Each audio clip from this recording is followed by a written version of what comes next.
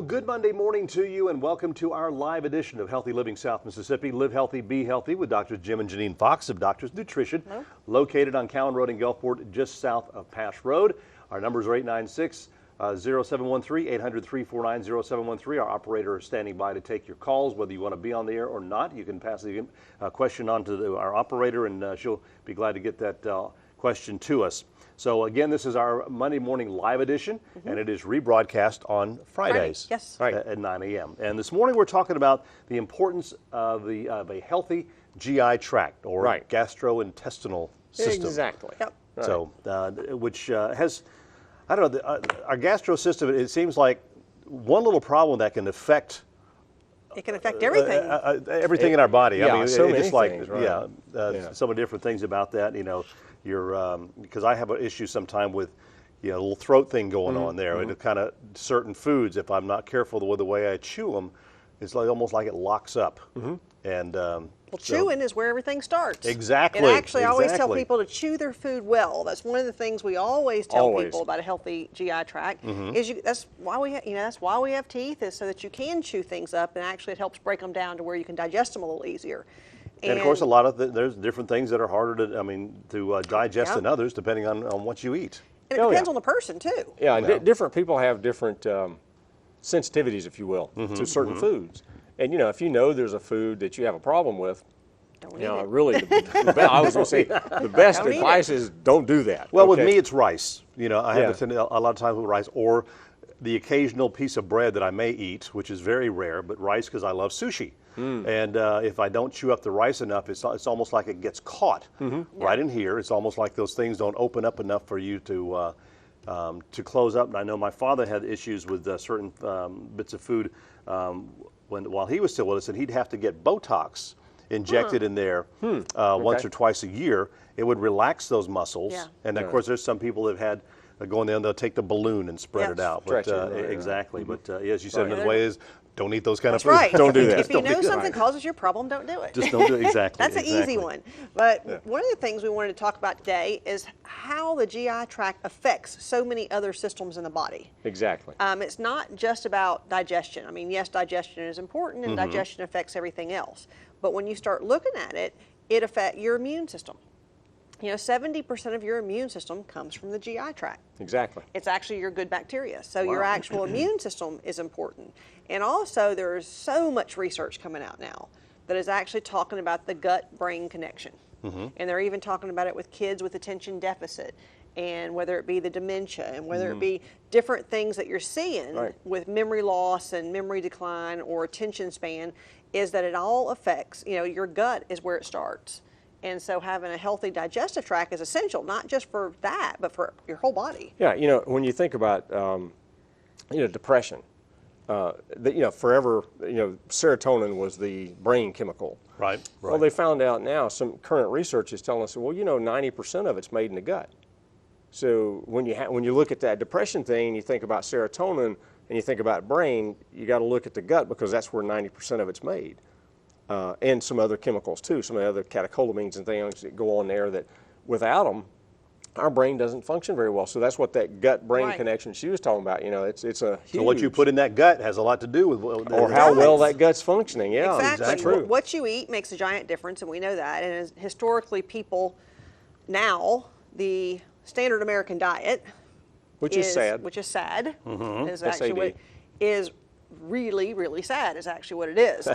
People have gotten to where it's gotten to be normal to eat bad, because so many people do it that they consider that to be a normal thing.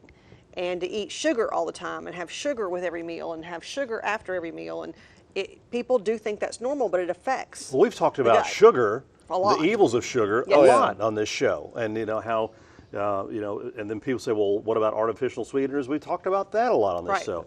If you've got to have some kind of sweetener, I think, we talked about stevia and some others, but you're right. I mean, there's sugar in just about everything.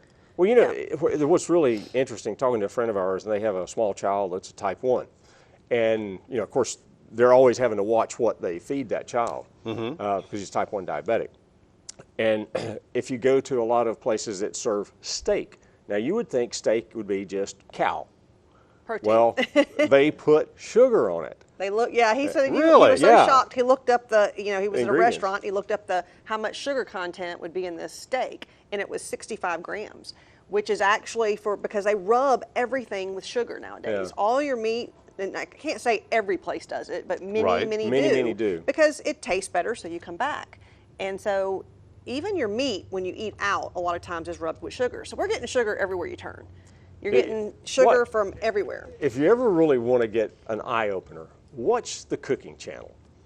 And they'll start with, okay, we got a mixing bowl. All right, we're going to start with a cup of sugar, white sugar. Let's Yeah. put in some brown sugar. Oh, here's some molasses, a little salt and pepper. And It really yeah, is. and they build it from there, and you're thinking, oh, That's my God. scary. Well, that's what they feed everybody. I mean, and they're talking about how great this stuff, Guy Fieri, I mean, a great guy. I love to watch him, because We love watching the Food Channel, but it's neat. when we watch it, it's like, we can't eat that, we can't eat that. But Guy's always Can't eat telling that. us, they fix him something, and of course he takes a big bite, and he says, oh man, it is, phenomenal. Well, God, yeah, it's got 5 pounds of sugar in the thing, anything. Cardboard would taste good, You could take cardboard, you take that old shoebox, put that thing, chop it up, put it in a bowl, put all that sugar and molasses on it. Hey, it tastes pretty good. So that's one thing, is what you eat. I mean, Right. but the digestive tract, there's a lot more than that. And there's a Yeah. lot of things that go into it. And when you start looking at the digestive tract, there's 3 things you have to do to have a healthy digestive tract. Well, I mean, other than eating well. You have to Back to you. have adequate digestive enzymes, which many things affect digestive enzymes. Age is one of them. That mature word as coming out you again. age, you actually decrease the digestive enzymes, which therefore decrease the breakdown of the food and decrease the absorption of your nutrients and decrease absorption of everything, including any medications you may be taking. So digestive enzymes is so important, and stress depletes digestive enzymes as well. So of course, stress, who doesn't have that? Okay. Got a quick question from Victor in Vancleave. Sometimes I have problems with dairy. Is organic milk easier to digest than regular milk? No? Nope. It's actually, with organic, what you're doing is you're just not getting the chemicals and as many hormones. It doesn't change the actual composition of the protein. So the protein tends to be what you're having problems with. Yeah, those proteins and some of the sugars, And sometimes it's lactose and so casein, on. sometimes it's the whey, sometimes it's different people are Yeah. sensitive to different areas of milk. But no, sometimes, and this is sometimes, goat's milk will be a little bit better than cow's milk. In some people. Because in some people they may have a sensitivity to a cow milk and not to a goat milk. So that I've might heard be that. might be an option to try, but definitely organic's not going to be any different than regular in a sensitivity to dairy. And, Okay. and I'll tell you this, they make various enzymes and things that they say you can take for that. All right, I've got a horrible dairy thing. Yes, okay? it does. One of my favorite foods was cheese, dadgummit, and I can't eat the stinking stuff, But I've tried all these little enzymes, that, you take this and you can, don't work. No, to me, if you have a sensitivity to any food, like what we talked about at the Stay beginning, away from it. stay away from it because it messes up the whole digestive tract. I haven't had it in years. And Yeah. believe me, I miss it. You can go without it, but that is something that you have to do if you do have an allergy. Yeah, Okay. that's true. 896-0713, 800-349-0713. Our phone lines are open. We're talking about the importance of a healthy GI tract today, and we will be right back here on Healthy Living South Mississippi. And welcome back to our Monday morning live edition of Healthy Living South Mississippi. Live healthy, be healthy with Doctors Jim and Janine Fox of Doctors Nutrition, located on Cowan Road in Gulfport, south of Pash Road. They are open Monday through Saturday, actually, Monday through Friday from 10 to 5, Saturdays from 11 till 2, and the doctors are there Monday, Tuesday, Wednesday, and Thursday. Yes. Right. So you can stop by and be them. You don't need an appointment, which is great, and there's no charge for a consultation. Right. And they do blood work right there now. Yep, Yeah, we do. Brooke takes care of that.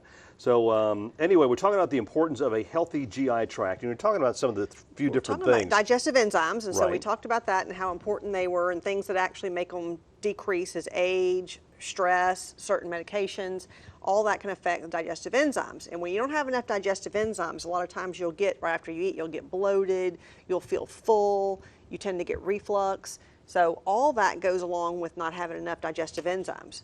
And along with that goes your probiotics. Exactly. That's the next big thing because, in times past, many years ago, we ate a lot of foods that were fermented. for instance, sauerkraut, things like that, that the fermented foods that, and, you know, buttermilk, which is, you know, I mean, way back when it was actually made from fermenting And milk. non-pasteurized. And non-pasteurized. fermented food. So you got a lot of these probiotics or beneficial bacteria through the food supply, and it made a world of difference in how you digest it. Now, I mean, it's just like the guy called about dairy. If you still had a problem with dairy, okay, you still can't do it.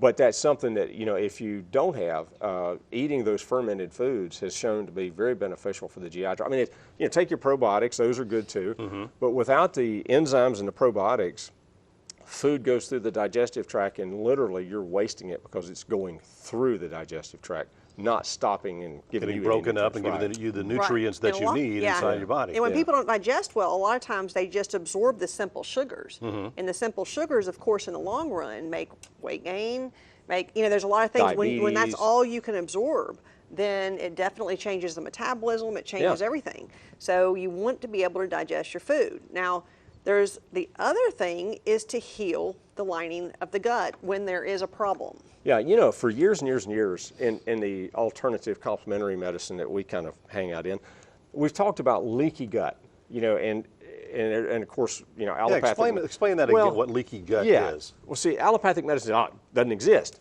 Can't, possibly, impossible. Well, now science is showing that yes, it can. Now, one of the things that can cause that, something like gluten sensitivity for a lot of people have. But what happens is in what we call the basement membrane or inside the gut, the lumen of the gut, there's something called a tight junction where the cells are very tightly adhered to each other. Now, when we have things that, you know, the wrong kind of probiotics, certain medications that mess up these things, for instance, NSAIDs, you know, non-steroidal anti-inflammatories are horrible on that GI tract. So when that happens, you loosen those tight junctions, and now food particles, undigested, can actually get through there. And once that little particle gets through that's not digested completely, once it gets into bloodstream, you know, the liver looks at it and says, hey, this is not supposed to be here. Now all of a sudden you have an immune response, you know, from something that's foreign to the body, you know. Wow. Yeah. Violet is on the phone. She said it hasn't anything to do with GI tract, but that's okay. That's because, okay. Any question you have? She has a bad cough. Go ahead, Violet. Okay. Yes, I have a real bad cough, and I can't seem to get rid of it. And I've been to every kind of doctor there is, and it's worse when I start going to sleep and at night. Now, how long have you had it? For the last year. Okay, for a year. And I've been to a pulmonary doctor. I've been to an ENT doctor. I've been to every kind of doctor there is. They've put me on different kinds of nose sprays. They put me on Mucinex. They put me on Nexium. They've tried everything they can think of, and now they're talking about wanting to send me to Ochsner's Clinic in New Orleans because they can't figure out what the cough is coming from. Now, one thing, And I cough so much that I get hoarse from it. Right. did you take any antibiotics before the cough started over a year ago? No. Okay, so you hadn't been, Any other medications that you might be taking? right. Well, I'm on vitamin B12, and they don't think it's from any of the well, it's not antibiotic. It's just drugs, I guess, or medications. What medications are you There's taking? a lot of blood pressure medications that can make a chronic cough. And so you want to just check and see if there's any way possible, but you want to work with your doctor on that one. Yeah. Well, I have changed different blood pressure Okay. medicines because I had trouble with some of them with my feet and ankle swelling. Okay. So they finally got me on something that don't cause me to swell up. Do you have a blood sugar problem? No. Okay, you don't have a blood sugar problem. Because one thing that we see a lot of times when people come in with a chronic cough, when they've ruled out everything else, when they've went to every doctor and ruled out everything else, because I always tell people you run a rule out, get a chest x-ray, you know, all that stuff, which I'm sure you've already had all done that, that, is fungal. And that was one thing we were going to talk about with the GI tract because it affects the GI tract, but it also, we see a lot of chronic coughs with fungal in the lungs. And a lot of times people do have that. Candida, It is not recognized a lot by No. regular medicine. It's more in the alternatives, but we do have stuff for that. And I've had people over the years that had tried everything. When they try something for that, it definitely helps. So if you come by, we actually have something that actually helps suppress it, and it won't hurt you even if it's not a yeast problem. No, and that's something that, probably some dietary changes that might help you Right. too, because, if you're taking a lot of different medications and, if you're eating packaged processed foods at all, then, you've got a real problem there. You're getting antibiotics whether you've taken them orally or Right. not. So, you've probably got a disruption in that GI tract as far as the good beneficial bacteria. And like you said, the definitely yeast. probiotics. So definitely that's a must Definitely. too. All right, Yeah. thank you for the call, Violet. Renee is on the line. You got a question, Renee? Yes, I do. I have IBS. Okay. And it causes muscle spasms real bad, and it's embarrassing. Mm-hmm. So what can I do about this? That's I'm gonna hang up and listen. Okay, the IBS, one of the things that we were just fixing to talk about, because we were talking about the gut and healing the intestinal lining. And with irritable bowel syndrome, you definitely tend to have inflammation, chronic inflammation in the intestinal tract. For one, we always change the diet in IBS. Always. Always, because we actually put people on a dairy-free, grain-free diet at first. And later we can add stuff back to see if that's what triggers it, but a lot of times changing the diet first is one of the things we do. Probiotics. Absolutely necessary. Yeah. And a really strong broad spectrum probiotic, so not just acidophilus. So we do that, and then also to heal the lining of the intestines, we have something called GI Essentials. And we have people with IBS that they swear by the GI Essentials. They're Yeah. like, I can't go without that stuff because it keeps my intestines normal.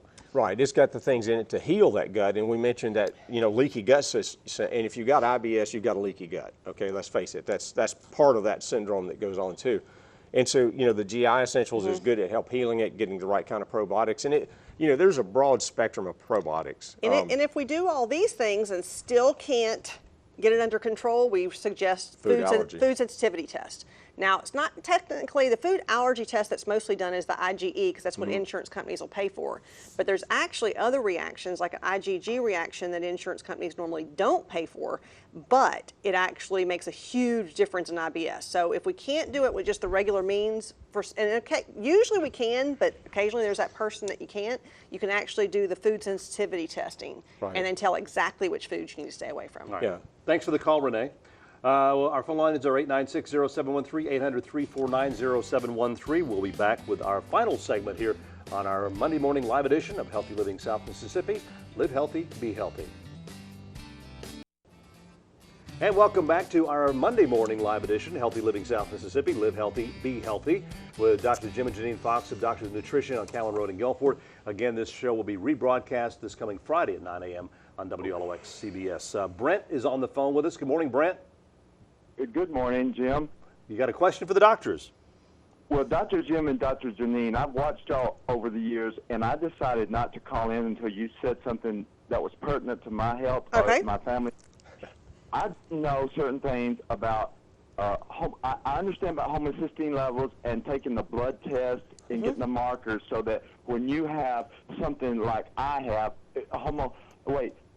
lupus anticoagulant and the homocysteine levels and having the markers of your blood checked through the test, the nutrition of not taking packaged foods, I understand. However, there are certain supplements that have been between doctors, between nutritionists, and between the pharmacists. They disagree on certain types of metals and iron and so forth, what to take, what not to take, and so that would be what I would be concerned with learning from you.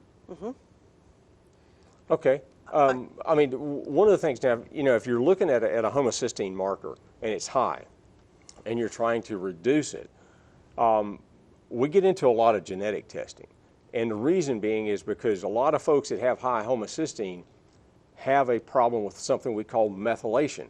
And I think we did a show on that one we time. did. Whole show. But anyhow, this methylation process, if you take regular certain types of B12, and especially the folic acid, you may not be able to use it properly, and if you can't, you're going to have an issue with that homocysteine. So a lot of times, we don't just, it's not just our opinion about what's wrong. We're going to use the science behind it, Brent, and we're going to look at that science, and we may suggest doing that genetic testing on you to make darn sure that you're getting the right kind. Because if you need that special kind of folate, which is the 5-methyl tetrahydrofolate, and you don't get it, you're never going to get that homocysteine under control, and you're going to have the issues. basic nutrients used for homocysteine are your methylated folate, methylated B12. B12, your betaine, your B6, and sometimes even B2 they'll B2. throw in there that actually makes a difference. So there's a lot of things and that's not just our opinion, that's actually research. No, that's like you science said. behind that. Rose is on the phone with a question. Good morning, Rose. Oh, you talking to me? Yes, ma'am. Go right ahead, Rose. I was talking about my orthodontist or whatever it is, the bone doctor. Your orthopedic? Oh, He orthopedic? wouldn't give me anything but a shot. When I went over there, and I got my left arm completely incapacitated. Okay, that's not good. No, doesn't sound good. No, I have to sleep on a certain side. I have to do this, have to do that. And he don't want me to come back because I'm almost 80. Okay. And his mother-in-law is almost 80, and he don't treat her. I think that's very unprofessional to make a statement like that. Well, actually, some of those injections that you're talking about that he probably doesn't want to do, it's probably just for your own good, because actually they can sometimes do more harm, and especially at certain ages. But there is other things that you can do. Some of the anti-inflammatories. You know, we have many people that come in their 80s and actually have arthritic conditions and actually joint problems. And there's a lot of anti-inflammatories you can take. So there's a lot of things you can do. My grandpa's 92, and we give him stuff all the time. So Yeah. All right. I always say there's something you can do. It's just maybe not the treatment that you want. Yeah. True. Can't always get what you want. Well, I think somebody sang a song about that. Seems like it, Rolling yeah. Stones or Yeah, something something like like that. Thank you very much for the call, Rose. 896-0713, 800-349-0713. Just a little over 2 minutes left on our show this morning. Now that special, we need to special? talk about that. Yes. Our special thing, if they've got that Chiron, there we go. And of course, GI Essentials. GI Essentials, because we want to heal the gut. And so that thing's going to be on sale all this week. Yep. All right. You All right. can 25% off Yeah. there at the store. Next week, talking about the depletion of nutrients. Right. We're going to talk about, there are certain medications deplete certain nutrients. And we're going to talk about the scientific research that shows which nutrients are depleted, and if you're taking certain medications, which nutrients you must take in order to stay healthy. To stay healthy. Right. Well, we've talked about in the past just how bad you take too many antibiotics. Well, it kills a lot of the good It stuff in kills your body probiotics. too, and so We're that's even why just talking about actual nutrient depletions, just like certain nutrients that they know, and it's actually science. It's actually not the nutrition people saying it. We're talking It is about actually the medical research that's actually saying it. Yeah, and we're talking about and most people just don't know it. Yeah, and we're talking about the medications that people take Every over day. a long basis. period of time. Yeah, Right, yeah. we're going regular to talk basis. about the most common, because of course you can't get into every medication that there is on a 30-minute show, but we're going to talk about common medications and what you need to take in addition to those to keep you healthy. Yeah, because healthy, I take medications for cholesterol, high cholesterol, Right, and for high blood pressure. You must take K2, CoQ10, selenium. Those are three that are depleted from those medications. So, and you are. We got you on all those. Yes, doing great. Now, but anyway, our phone lines, we have about 1 minute left. But I guess, as you said, one of the major things you have to about having a healthy GI tract, watch what you eat. Yeah. Oh, that's like one I of the say, really biggest things. Any food that that causes you problems, don't do it. I mean, that's just common sense. Sum but, it up, like I said, eat right always. Digestive enzymes, probiotics, and healing the lining of the intestines. That's three of the musts Most that you have to do to important have a things, healthy GI tract. And actually keep down stress. Stress actually flares it all up because it actually causes inflammation and causes irritation. Definitely. All right. Well, again, thank you for being here on the show this morning.